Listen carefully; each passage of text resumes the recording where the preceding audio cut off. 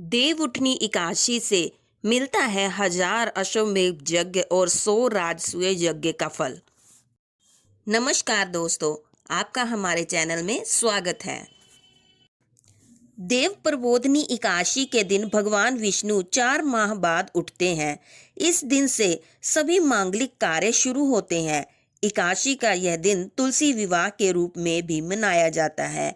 इस दिन लोग व्रत भी रखते हैं। इस एकादशी का हिंदू धर्म में विशेष महत्व है। इसे देव उठनी एकादशी के नाम से भी जाना जाता है। इस दिन यदि आप व्रत कर रहे हैं तो इस कथा का पाठ जरूर करें। इसके पाठ से व्रत का 2 गुना फल मिलता है।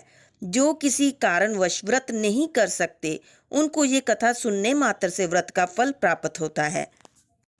देव उठनी एकादशी की कथा।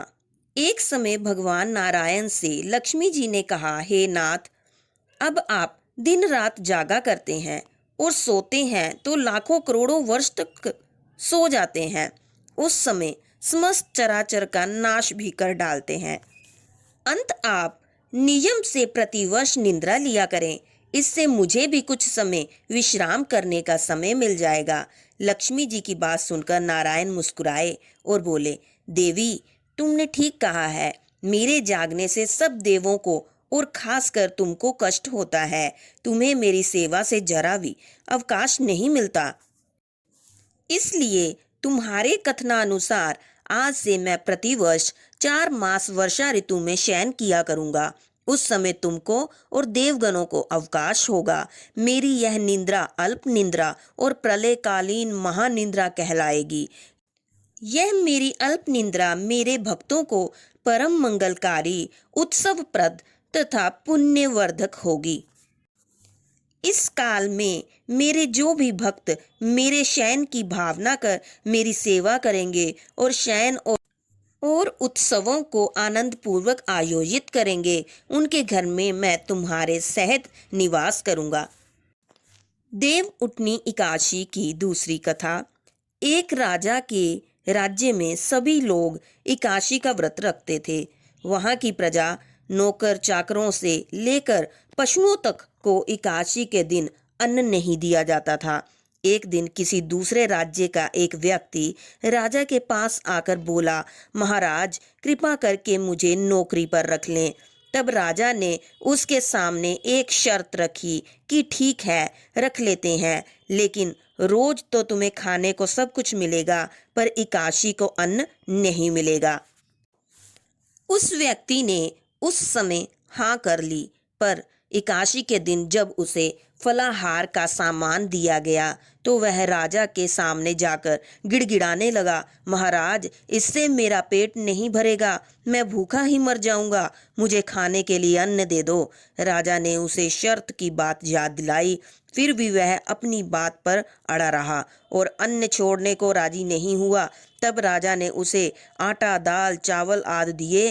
वह नित्य की तरह नदी पर पहुंचा और स्नान कर भोजन पकाने लगा। जब भोजन बन गया तो वह भगवान को बुलाने लगा, आओ भगवान, भोजन तैयार है। उसके बुलाने पर पीतांबर धारण किए भगवान चतुर्भुज रूप में आ पहुंचे और प्रेम से उसके साथ भोजन करने लगे। भोजन आदि करके भगवान अंतर्ध्यान हो गए तथा वह अपने काम पर चला गया। 15 दिन बाद अगली एकादशी को वह राजा से कहने लगा कि महाराज, मुझे 2 गुना सामान चाहिए। उस दिन तो मैं भूखा ही रह गया। राजा ने कारण पूछा तो उसने बताया कि हमारे साथ भगवान भी खाते हैं, इसलिए हम दोनों के लिए ये सामान पूरा नहीं होता। यह सुनकर राजा को बड़ा आश्चर्य हुआ। वह बोला, मैं नहीं मान सकता कि भगवान तुम्हारे साथ खाते हैं। मैं तो इतना व्रत रखता हूँ, पूजा करता हूँ, पर भगवान ने मुझे कभी दर्शन नहीं दिए। राजा की बात सुनकर वह बोला, महाराज, यदि विश्वास ना हो तो साथ चलकर देख लें। राजा एक पेड़ के पीछे छिपकर बैठ गया। उस व्यक्ति ने हर रोज की तरह भोजन बनाया और भगवान को शाम तक पुकारता रहा, फिर भी भगवान ना आए। अंत में उसने कहा, हे भगवान, यदि आप नहीं आए तो मैं नदी में कूदकर प्राण त्याग दूंगा। फिर भी भगवान नहीं आए। तब वह प्राण त्यागने के उद्देश्य से नदी की तरफ बढ़ा। प्राण त्यागने का उसका दृढ़ इरादा जान शीघ्र ही भगवान ने प्रकट होकर उसे रोक लिया और साथ बैठकर भोजन करने लगे। खा पीकर वे उसे अपने विमान में बिठाकर अपने धाम ले गए। यह देख राजा ने सोचा कि व्रत उपवास से तब तक कोई फायदा नहीं होता जब तक मन शुद्ध ना हो। इससे राजा को ज्ञान मिला। वह भी मन से व्रत उपवास करने लगा और अंत में स्वर्ग को प्राप्त हुआ। देवउठनी एकादशी की तीसरी कथा, देव प्रबोधनी एकादशी। एक नगर में एक राजा था। उसके राज्य में सभी लोग बहुत सुखी थे। उस नगर में एकादशी को कोई भी अन्न नहीं बेचता और ना ही कोई खाता था, ना ही कोई अन्न पकाता था। सभी फलाहार करते थे। एक बार भगवान ने राजा की परीक्षा लेनी चाहिए। भगवान ने एक सुंदरी का रूप धारण किया तथा सड़क पर बैठ गए। तभी राजा उधर से निकला और सुंदरी को देख चकित रह गया। उसने पूछा, हे सुंदरी, तुम कौन हो और इस तरह यहाँ क्यों बैठी हो? तब सुंदर स्त्री बने भगवान बोले, मैं निराश्रिता हूँ। नगर में मेरा कोई जाना पहचाना नहीं है जिससे सहायता मांगूं। राजा उसके रूप पर मोहित हो गया था। वह बोला, तुम मेरे महल में चलकर मेरी रानी बनकर रहो। सुंदरी बोली, मैं तुम्हारी बात मानूंगी, पर तुम्हें राज्य का अधिकार मुझे सौंपना होगा। राज्य पर मेरा पूर्ण अधिकार होगा। मैं जो भी बनाऊंगी तुम्हें खाना होगा। राजा उसके रूप पर मोहित था। अंत उसकी सभी शर्तें स्वीकार कर ली। अगले दिन एकादशी थी। रानी ने हुक्म दिया कि बाजारों में अन्य दिनों की तरह अन्न बेचा जाए। उसने घर में मांस मछली आदि पकवाए और परोस कर राजा से खाने के लिए कहा। यह देखकर राजा बोला, रानी, आज एकादशी है, मैं तो केवल फलाहार ही करूंगा।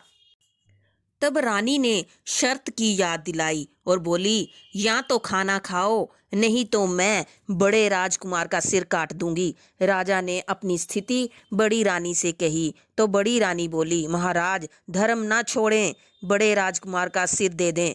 पुत्र तो फिर मिल जाएगा पर धर्म नहीं मिलेगा। इसी दौरान बड़ा राजकुमार खेल कर आ गया। माँ की आंखों में आंसू देखकर वह रोने का कारण पूछने लगा तो माँ ने उसे सारी बात बताई। तब वह बोला, मैं अपना सिर देने के लिए तैयार हूँ। पिताजी के धर्म की रक्षा होगी, जरूर होगी। राजा दुखी मन से राजकुमार का सिर देने को तैयार हुआ तो रानी के रूप से भगवान विष्णु ने प्रकट होकर राजन से कहा, राजन, तुम इस कठिन परीक्षा में पास हुए। भगवान ने प्रसन्न मन से राजा से वर मांगने को कहा तो राजा बोला, आपका दिया सब कुछ है, हमारा उद्धार करें। उसी समय वहां एक विमान उतरा और राजा ने अपना राज्य पुत्र को सौंप दिया और विमान में बैठकर परमधाम को गया। बोलो श्री कृष्ण भगवान की जय, लक्ष्मी नारायण की जय। वीडियो को लाइक एंड चैनल को सब्सक्राइब करें।